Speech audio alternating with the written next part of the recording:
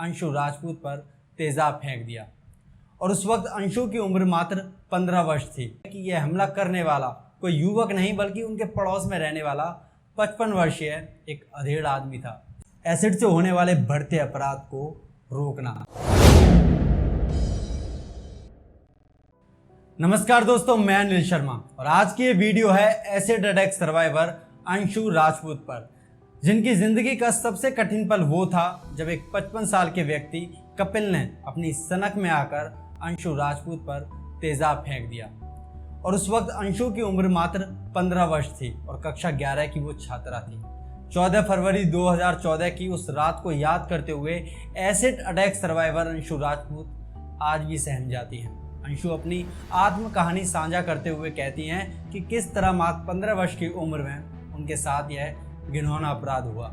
सबसे चौंका देने वाली बात यह है कि यह हमला करने वाला कोई युवक नहीं बल्कि उनके पड़ोस में रहने वाला 55 वर्षीय एक अधेड़ आदमी था, जिसे अंशु अपने दादाजी की तरह मानती थी।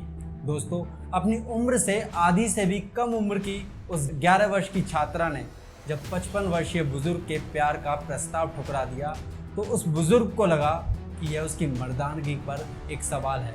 उसने अपने अपमान का बदला लेने के लिए अंशु के चेहरे पर तेजाब फेंक दिया और उस हमले में अंशु की ज़िंदगी पूरी तरह बदल गई। इस अटैक में उनकी एक आंख पूरी तरह खराब हो गई और दूसरी आंख की रोशनी भी 75% जा चुकी थी। चेहरा पूरी तरह झुलस चुका था। अंशु बताती हैं कि एसिड अटैक के बाद उन्हें मेंटल ट्रॉमा से गुजरना पड़ा। उनके लिए एसिड अटैक से होने वाले दर्द से भी बड़ा दर्द वो था जब उनका नाम स्कूल से ये कहकर काट दिया कि उनका चेहरा देखकर बच्चे डर जाएंगे। स्कूल में मेरा एडमिशन काट दिया गया। पता है क्यों? क्योंकि मेरा चेहरा जल चुका था ना, इसलिए। अंशु के खास दोस्त भी उनसे बात करना अब बंद कर चुके थे। समाज के लोग कहते थे कि अब इसकी शादी कैसे होगी। उन्हें इस बात से बहुत तकलीफ होती थी जब कोई उनके पास बैठने से भी इनकार कर देता था।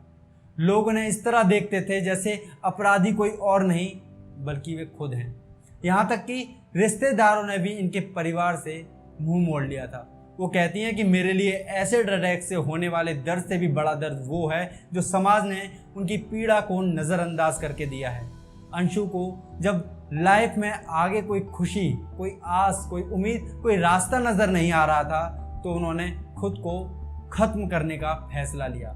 मगर कहते हैं ना कि परिवार अगर साथ दे तो आप हर मुश्किल को हरा सकते हैं, और ऐसे मुश्किल वक्त में कोई उनके साथ था तो वो था उनका परिवार, जिसने उन्हें हौसला दिया।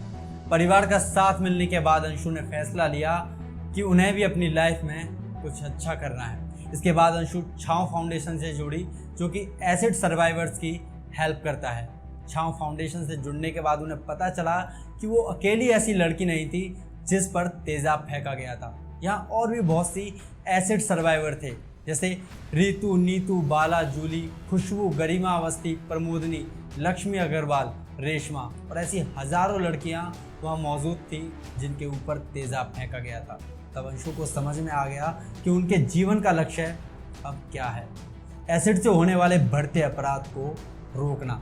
उसके बाद अंशु आज तक लगातार छाँव फाउंडेशन के साथ जुड़कर एसिड से होने वाले अपराधों के खिलाफ लड़ रही हैं।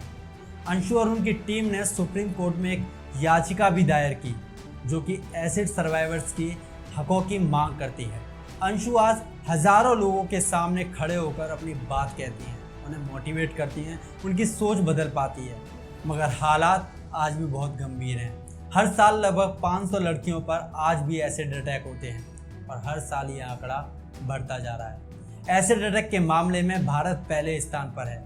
करप्शन और पॉपुलेशन के मामले में भारत दूसरे स्थान पर है, जबकि एजुकेशन, स्वास्थ्य सुविधाएं और कानून व्यवस्था के हिसाब से भारत आज भी बहुत पिछड़ा हुआ है।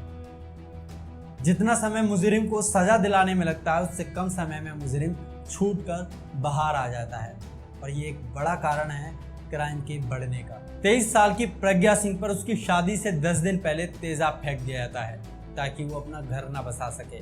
कारण वही कि उसने एक तरफा प्यार करने वाले प्रेमी के प्यार का प्रस्ताव को ठुकरा दिया।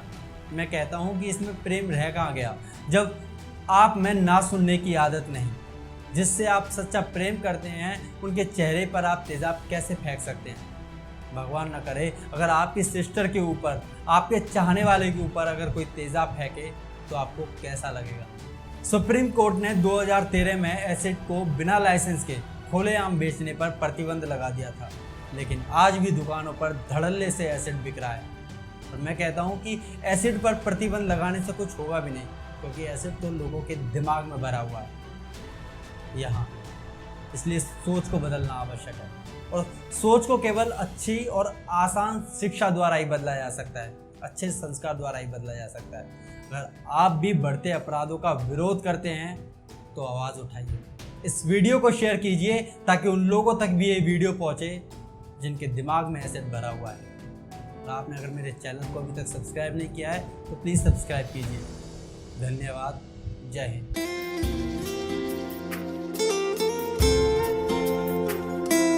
दीवारें ऊंची है, गलियां है तंग, लंबी डगर है पर हिम्मत है संग, पाँव पे छाले हैं सांसें बुलंद, लड़ने चली हूँ आजादी की जंग, बेखौफ